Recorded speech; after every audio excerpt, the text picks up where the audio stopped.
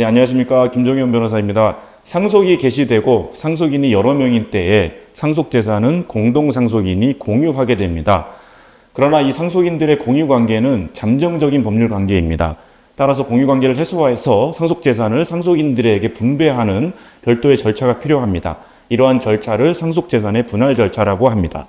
상속재산의 분할의 방법은 유언이 있는 경우에는 유언에 의하고 유언이 없으면 공동상속인들이 협의를 해서 분할을 해야 됩니다.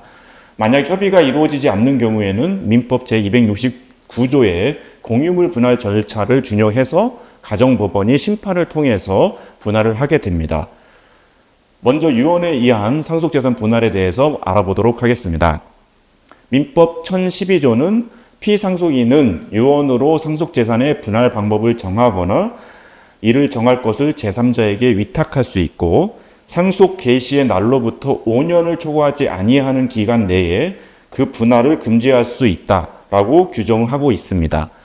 그 규정에서 말하는 분할의 방법을 정한다라는 것은 피상속인이 각 공동상속인들에게 각각 특정한 재산 또는 특정 종류, 현금 같은 특정 종류의 재산으로 분할할 것을 유언으로 지정하였다라는 것을 의미합니다.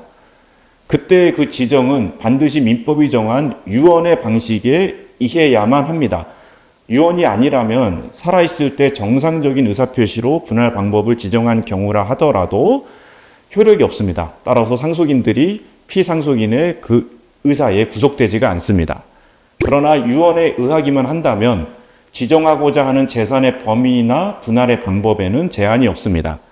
피상속인이 상속분을 변경하는 것으로 분할 방법을 지정하는 것도 유효하다고 보고 있습니다.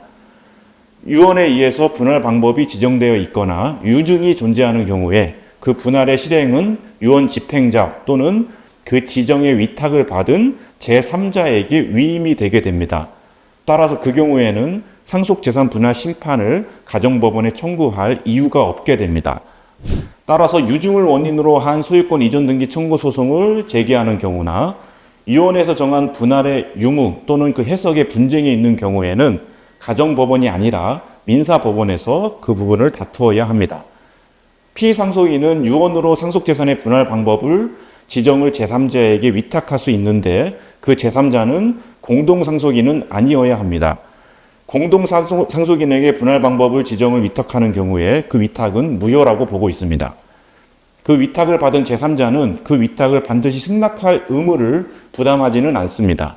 따라서 제3자가 그 위탁을 승낙하지 않거나 분할 방법을 지정하지 않는 경우에는 결국 상속인들끼리 협의 분할을 할 수밖에 없고 그 협의가 되지 않는 경우에는 가정법원을 통해서 상속재산 분할 심판을 받아야 됩니다. 또 한편으로 피상속인은 유언으로 상속재산의 분할을 금지할 수도 있습니다. 상속재산의 전부 또는 일부에 대해서 분할 금지가 모두 유효하고 상속인 전원이나 일부에 대한 분할 금지 또한 가능합니다.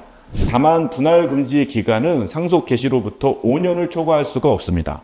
만약 피상속인이 5년을 넘는 기간을 정해서 분할을 금지하는 유언을 한 경우에는 그 유언 자체는 유효하지만 분할 금지 기간은 5년으로 단축되는 것으로 보고 있습니다.